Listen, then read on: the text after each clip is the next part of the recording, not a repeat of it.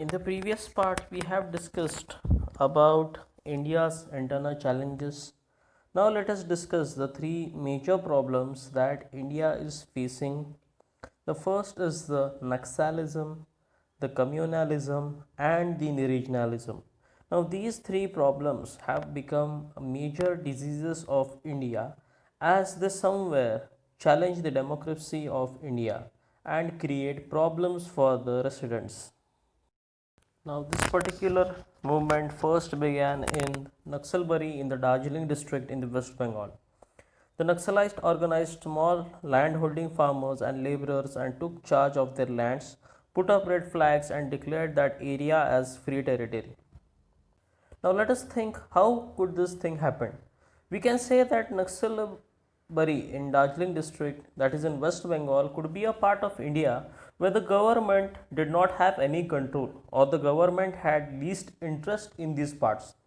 So, in such places where the government or democracy does not work, people with such narrow minded thoughts come into action, and thus the Naxalites were formed. These Naxalites are similar to the terrorists that terrorize people and take away their things in the name of so and so ideology. In the similar manner, the Naxalites were formed in this particular area. How did they do this? That is natural. They started taking control of the lands of the farmer and the laborers, those people who were least interest of the government. It may have happened that the government did not do any work here, or it may happen that the people did not give any chance. So something had happened. So this thing happened that the Naxalites took control and they declared that area as free territory in 1967. All those movements that took inspiration from this rebellion are called the Naxalite movements. So, this you understood, this is the meaning of the Naxalite movement. Now, let us discuss some of the important things of the Naxalite movement. For example, let us see their objectives and how later in the later period they turned away their backs from their objectives. Now, if we study the objectives of establishing the Naxalite movement was somewhere they believed that the farmers were being exploited by the rich landlords. In the farms, in the villages, this particular thing happens that if the farmer does not have any money, he used to take money in the form of loan from these rich landlords, and in return, they would take their land as guarantee. But if the farmer would not be able to return the money, these rich landlords would unauthorizedly confiscate their lands. So, the Naxalite movement's first objective was to return these confiscated lands to the farmers. They also believe that the government and the power is only for the rich upper class landlords, and somewhere the government, the police, or any local authority is not working for the betterment of these farmers. The other objectives was to bring the problems of the tribal section into light and help them to educate themselves. Now, the mostly this particular part, West Bengal, you say Maharashtra, you say Telangana, these particular parts are mostly covered with the tribal section, people who live on hills and mountains. They do not have any proper kind of facilities or education. So, the Naxalites thought that somewhere the government needs to know about their problems, and this was the best way to rebel against them and to make them understand about the. Like any organization to function properly, it is very important that they stick on to their objectives, but somewhere they started to straying away from their objectives and they started terrorizing the tenants, locals, tribals, and the farmers. This was not a good thing. Soon the Naxalite movement to become a terrorism movement in those particular districts and areas. They had started abandoning the government schemes and welfare policies. It was their choice, not the people living there. So, but unfortunately, they started terrorizing these people, and the people had somewhere come under the control of the Naxalites. Their terrible acts had increased to such an extent that they would even kill any representative elected by the people who tried to bring change through democracy. So, this was the real bad face about the Naxalite movement, that they had started their terrorist actions inside those particular areas. They soon started capturing the small tribal sections where the government would not reach or the government had no control. And they started turning those those villages into Naxalite camps, okay, where they could train these people to do their works, such as providing them with money, ammunition, or even sacrifice themselves for these particular movements. So this was the real face of the Naxalite movements. After they strayed from their objectives for the welfare of the people, they started terrorizing the people. Thus, due to the actions of the Naxalites, this made Naxalism a serious threat to the democracy and India's national security. Thus, India's national security had been threatened because of this, and somewhere the democracy and Indians, especially the government, understood the problems of the Naxalism and they started taking strict actions against them. Today, also, at this particular time, also, there may be going on some small type of war between the Naxalites of those particular area versus Indian army. Now let us see the locations where the Naxalites are active. The first state is West Bengal, Naxalbari, Andhra Pradesh, East Godavari and Vishakhapatnam. In Telangana, the Karimnagar district. Then in Maharashtra, we have Gadchiroli and Bhandara. Chhattisgarh, we have Adilabad, Bastar, Rajnandangao. In Madhya Pradesh, we have Balaghat and Mandala. And many other states such as Madhya Pradesh and Odisha are also facing the problems created by the Naxalites. So, by this, we come to understand that the Naxalites are not a mere small terrorist group, but they are working on a very large scale against the government of India. Thus, they are challenging the democracy and India's national security, where the government has to take strict against action against such kind of movements. Thus, to work under so many different states, they have formed an organization called the People's Liberation Guerrilla Army (PLGA). Now, this conflict is still going on, and the Indian Army and the guerrillas still fight for their freedom. Given above is the flag of the Naxalite movement, which holds a scythe of a farmer and a hammer. In the next clip, we see this is the total area which is under the Naxalite movement or under the control of the Naxalites. We can see the entire section of West Bengal, Andhra Pradesh, some part of Maharashtra, Odisha under the control of the Naxalites. The next problem is communalism. In communalism, there is a serious threat to the unity of the country. It emerges out of the narrow religious pride. Narrow religious pride means we treat one religion as superior and we treat one religion as inferior or weak. Thus, when this thing goes to an excess, it gives right to bigotry. Bigotry is such a case where a person or one particular religion cannot understand or stand with the other religion's opinion. This leads to religious fanaticism. In religious fanaticism, there are many indifferences between two religions.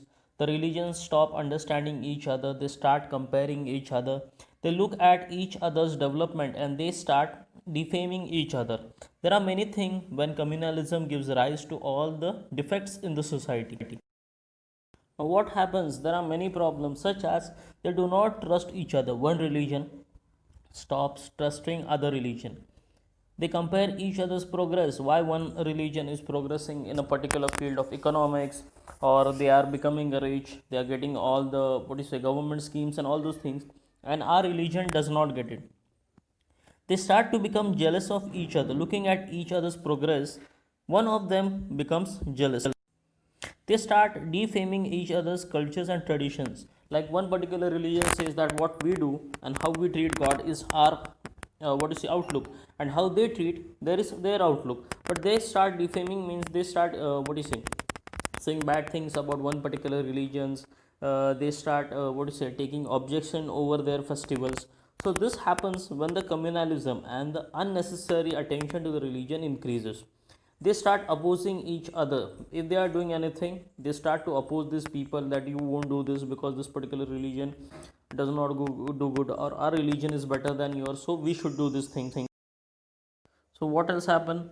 They start to think in that particular fixed framework that we belonging to this so and so religion. Thus the government is not considering our problems, they are not solving our problems.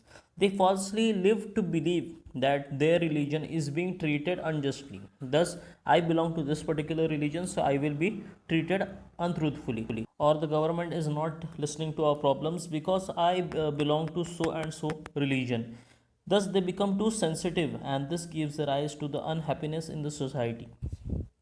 When such things happen in India, it has always seen that people are seen, politicians have been playing the dirty politics, unknowingly or knowingly hurting each other's sentiments. People break each other's trust, and the religious sentiments are hurt. Riots break, people are killed, public property is destroyed, unnecessary things happen, and incidents create bitter memories for each other. People get killed, and public property is destroyed, creating bad memories for both the religions. This also breaks the mutual trust and understanding. So, we understood that trust is the most important thing in India, as many religions, many cultures are living together happily. If this trust breaks, social unity receives a blow, and the democracy does not work according as it has to. Hence, we need to counter all this religious communalism in some method and work for the overall development of all the religions. Talking about regionalism, we can understand that regionalism is having excess pride for belong to a particular region. The region which you belong, for example, are you a Marathi person, a Bengali person, a Gujarati person, Punjabi person, you belong to which region? That is regionalism. But when this particular love for one region goes to a higher level, it becomes abnormal and it gives rise to regionalism. Of course, we all love it, the region we were born in, we are brought in, we work, we study. But when this particular love becomes abnormal, it creates problem for others. For example, say I'm a Marathi person, I love my region, but being a Marathi person, I cannot blame that other regions are unfair or they are inferior to me, because every person who is brought in that particular region loves that region. It is our duty to keep these things normal and not treat them abnormally, because it will cause problems for others. We need to understand this fact that if this idea of regionalism creates an imbalance, it will be a problem for the development of your particular region.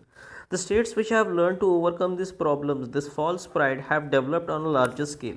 While the states which are still fighting over regionalism, they are still underdeveloped or undeveloped in many cases. For example, we see the examples of the different states which have managed to go over regionalism are as follows. We can see the example of the developed states such as Maharashtra, Gujarat, Tamil Nadu, and Punjab. They have learned to tolerate this regionalism and they have overcome this problem. They look it as a positive outlook. Whereas we see the states undeveloped, which are Odisha, Bihar, Assam, which remained undeveloped economically, financially, educationally, industrially. These are those states which still have the problem of regionalism and which are not able to overcome it. If the states are developed and developing, they can achieve progress in many areas such as proper education, high level of education, healthcare, like hospitals, government hospitals, extra hospitals with which treat higher types of diseases, and there is a cultural development where many cultures live together. They will have all the amenities and privileges at ease, which are not going to be found in the underdeveloped states. So this is the benefit of overcoming regionalism. The decrease in the underdeveloped states will be the opposite of the developed state. They would face a serious number of problems such as backwardness, problems in gaining higher education, which will lead to unemployment and poverty. These states have been fighting over the question of regionalism, which have brought them into this situation where they are not developing in any area of the state. Neither they have good education nor employment, and they are facing a problem such as poverty. In somewhere, they start to feel that the government is been cheating them, providing them with the privileges. But this also creates an imbalance between the relationship between two states. People will think that why one particular state is developing and why our state is not developing. So this problem hides behind the main reason, that is regionalism, the idea of seeing our region as superior and others region as inferior. This causes the imbalance between the relationship of two states. This causes damage to relationship between the two states. The second is that the people of this developed state suddenly start feeling that we are superior, our culture is superior, our tradition is superior, and that is the reason which causes the superior and the inferior complex between the developed and underdeveloped states. The people of these developed states start looking at the people of the other states as inferior. They think that our state is developed and your state is not developing, which means we are better than you in every condition. This also creates an inferiority complex between the people of the underdeveloped states, and there becomes a race. A race starts between the people of the developed state and the underdeveloped states. They start to glorify their culture and of the state unnecessarily, which is not needed actually. But still, these problems arise when there is regionalism between two states. So, how to overcome this problem? There are many ways, such as understanding the true identity of a state. If we understand what the state is good in, we can try to develop those points. They should stop unnecessary glorifying of the local traditions, which may also cause problems on a big platform. Instead, trying to understand the uniqueness of a state and bring it to the light. This can be done to improve the relationship between state to state.